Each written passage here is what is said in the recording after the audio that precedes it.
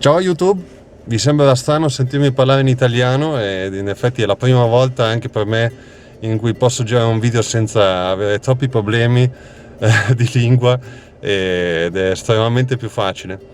Eh, questo video è in italiano perché fa parte di una serie nuova di video che ho intenzione di portare avanti nel tempo in futuro, dove visiterò le sale per ora del Piemonte e poi spero delle altre regioni italiane anche che praticano scherma storica e EMA.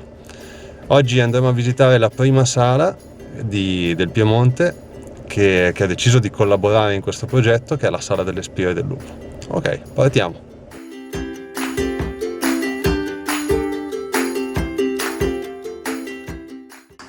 Sono qua con Alessandro Tosoni, che è l'istruttore delle Spire del Lupo. Ciao Alessandro. Ciao Fede.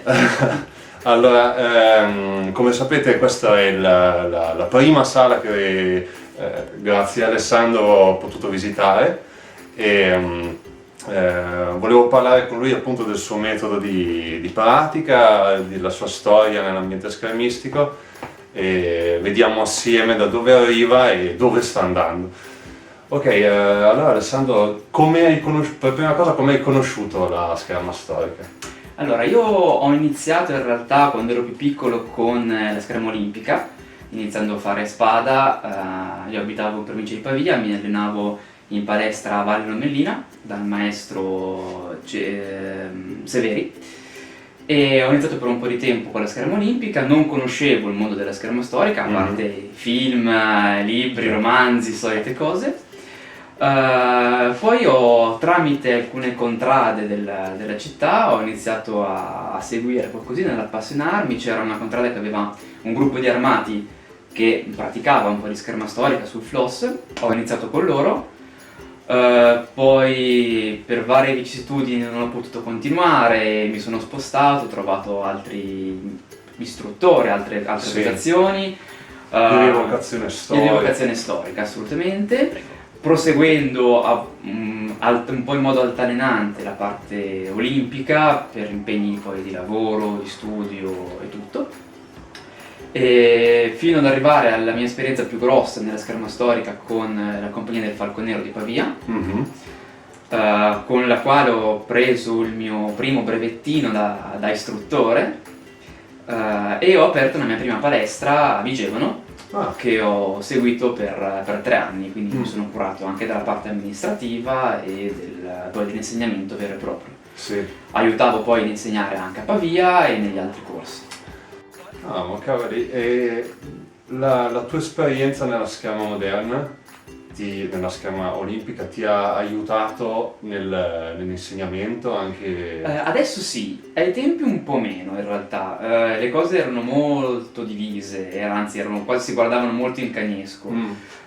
Poi l'associazione ai tempi insegnava prevalentemente combattimento in armatura, quindi il vecchio contatto pieno. Sì. E bene o male io quindi insegnavo un po' quello che era l'andazzo della diciamo scuola. una certa tradizione. Esatto. Poi in realtà con la mia palestra Vigevano ho iniziato a andare un po' più sulle mie idee, quindi alcune cose le ho tralasciate, le ho riviste con l'esperienza che mi ero fatto anche in olimpica ed altro, e quindi ho un attimo iniziato a riguardare, a rileggere con un occhio diverso anche il FLOSS e alcuni insegnamenti che mi erano stati dati come concetti generali, ma in realtà erano solo delle idee un po' a volte campate per aria, altre invece con dei fondamenti, ma magari non trattatistici di quel tipo. Sì, diciamo che è sempre la rievocazione è sempre un ambiente molto particolare, con cui tutti noi schermitori storici non ci siamo confrontati in un certo momento. Assolutamente.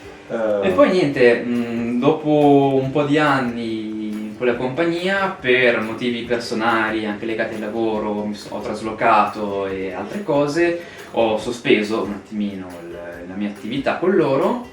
Sono rimasto un annetto o 2 da solo, ho fatto qualche evento, ho partecipato alle riprese di qualche film, come comparsa, come stunt, e fino poi a conoscere Anna e con altri cambi di residenza e altro trasferirmi qua ad Alba e con lei fondare l'associazione delle Spire del Lupo, nate inizialmente come associazione culturale di rievocazione storica. Molto bene. E come dicevi un attimo fa, la scherma olimpica in quest'ultimo periodo ha diciamo influenzato, ma è sbagliato dire, diciamo, ha aiutato il tuo l'insegnamento e il tuo metodo di pratica nello schermo storico. Sì. Quando poi ci siamo spostati a non fare più solo la parte rievocativa, ma iniziare a entrare in un contesto di scherma storica sportiva, quindi a iniziare a lavorare anche con maschere, feder, protezioni individuali e tecniche finalizzate al punto con tirare punte e tutto quanto, insomma, quella che adesso volgarmente detta EMA, insomma, a me non piace il termine EMA, però scherma storica sportiva, sostanzialmente. Sono d'accordo.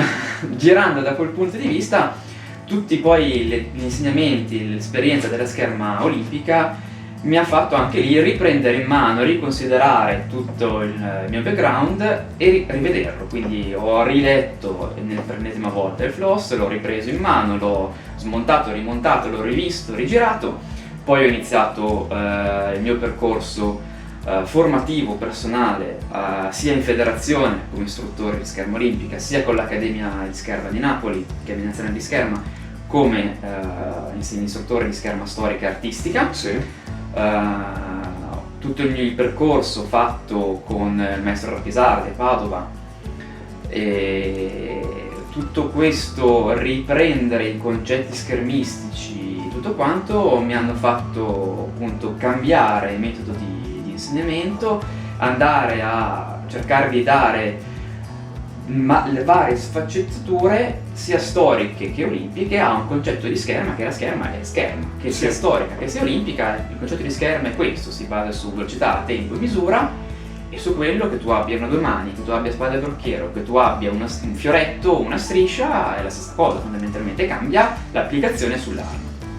E seguendo questo, che è un discorso molto interessante, e vorrei portarlo avanti, anche se diciamo non è lo scopo finale del video, però riguardo a quello che ha detto Alessandro, e la domanda che viene da sé è il contesto. Rientra appunto in quello che stavi descrivendo, cioè la scherma è, come dici tu, è tempo, misura, velocità.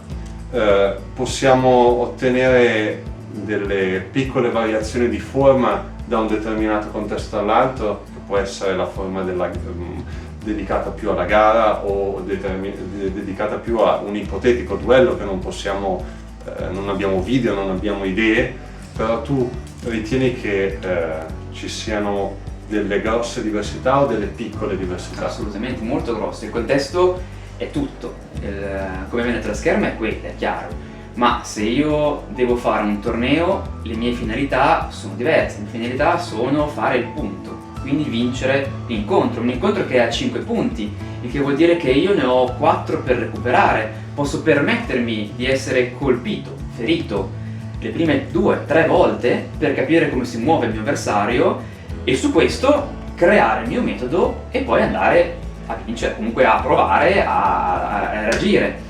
Se io devo fare invece una dimostrazione di come poteva essere un duello ai tempi di Fiore, allora mi rifarò al trattato, userò delle tecniche utilizzate al tempo, con chiaramente delle accortezze diverse. Assolutamente. Se io devo fare invece un combattimento spettacolare, scenografico, per un film, per uno spettacolo teatrale, che sarà ancora diverso, dovrò cambiare determinati movimenti in modo che un pubblico possa apprezzarli, perché un semplice colpettino magari alla mano che mi fa dare il punto in torneo, veloce, tornando subito in guardia, sul grande schermo non funziona.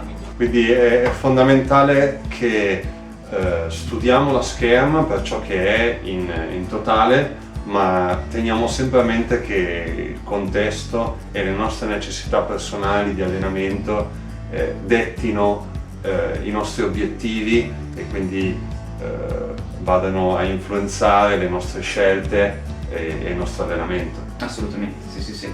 Bene. Sono contento di aver conosciuto Alessandro.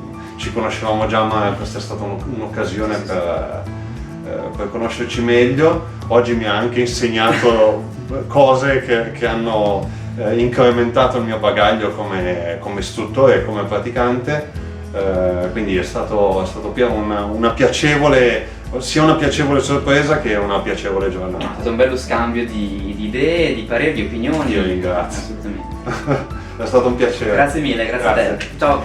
Ciao a tutti.